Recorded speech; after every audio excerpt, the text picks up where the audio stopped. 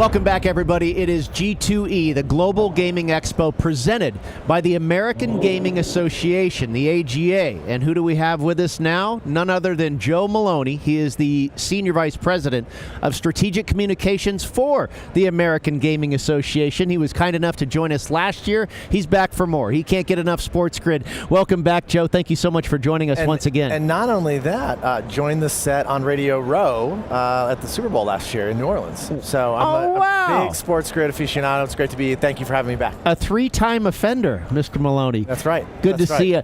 For those of the audience that did not catch either your appearance on Radio Row, what have you, last year, tell us exactly what the Senior Vice President of Strategic Communications does for the AGA. Great. So first of all, American Gaming Association, we are in partnership with Reed Exhibitions to put on this fantastic show, Global Gaming Expo. We are the industry trade group for legal regulated gaming. So we represent large casino operators, we represent sportsbook operators, and we represent the ecosystem of vendors and suppliers that support the casino gaming and sports betting industry. So that can be everything down to a tech stack to help launch your sportsbook in a retail or an in-app type of setting, to payment processors that work with casinos and online casinos and companies invested in creating frictionless type gaming. So we represent the entire ecosystem of legal regulated gaming. To be a member of the AGA, like we are, to be a member, in most instances, we're talking about companies that are licensed to operate and to basically provide gaming in jurisdictions, throughout the country and in some instances throughout the world. So our job as a trade group is really mainly advocacy and putting on the show. What does that mean, advocacy? We represent the industry in state capitals. We represent the industry on Capitol Hill in Washington, D.C. We represent the industry before the White House. We help protect and promote legal regulated gaming. So strategic communications, what is that part of the AGA? What are you doing on a day-to-day basis? Yeah, so I lead the association's communications efforts. So that's everything from media relations to, creating messaging to sort of help guide us pursuant to our public policy objectives. I also oversee our research efforts, so that's just creating all of the data to help people understand the scope and the expansiveness of legal regulated gaming down to the pennies in revenue, right? And that's throughout the country across commercial and tribal casinos. I oversee our responsible gaming portfolio, which I'd love to talk to you about today, which is our efforts to elevate and unify the industry's approach to responsible gaming. Responsible gaming is when gambling is fun and entertainment, right, and not posing any sort of risks or safety risks to oneself or someone's family members. And then lastly, also oversee our marketing, so ensuring that the AGA as a brand is remaining relevant and in front of our key stakeholders within the gaming industry. And G2E is a really great demonstration of the strength of our marketing team in terms of putting the AGA brand out there and letting people know who we are and what we stand for. Cool, I like it. Great answer. It sounds like a fun job. It's a super fun job. I like to say there's a lot of sleepy trade association jobs.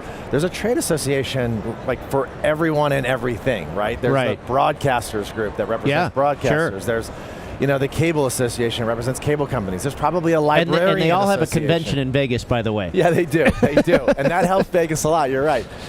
This is not a sleepy trade association job. No. Especially given the dramatic expansion of legalized wagering. Right. What that has brought forward is, of course, amazing growth for this industry, as demonstrated here in the excitement you feel on the trade show floor. But it's brought some scrutiny, right? It's brought scrutiny from elected officials, it's brought scrutiny from regulators, and it's brought scrutiny from the media. And that's really my biggest stakeholder, is the media. And ensuring that our trade media have the opportunity to report on us and the good work that we do, and national media that come into this issue maybe because they're seeing advertisements, or maybe because they're reading about potential growth or expansion or legalization in their community. They're going to come to us for information, and we've got to be the one-stop resource for media to really understand this industry and what we're all about. So Joe Maloney, again, Senior Vice President of Strategic Communications for the American Gaming Association. I know probably a lot has changed since then, but what are some of the more exciting things that you're really proud about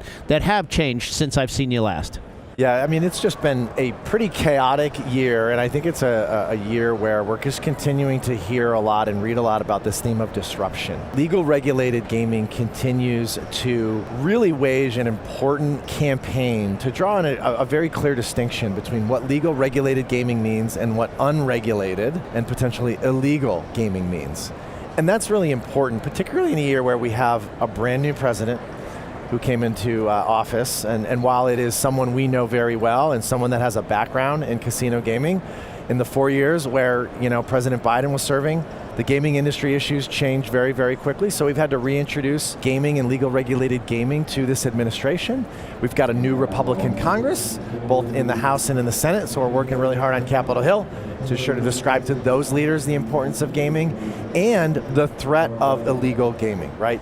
Illegal gaming can be skill games that exist in bars and taverns in states where they can get away with it.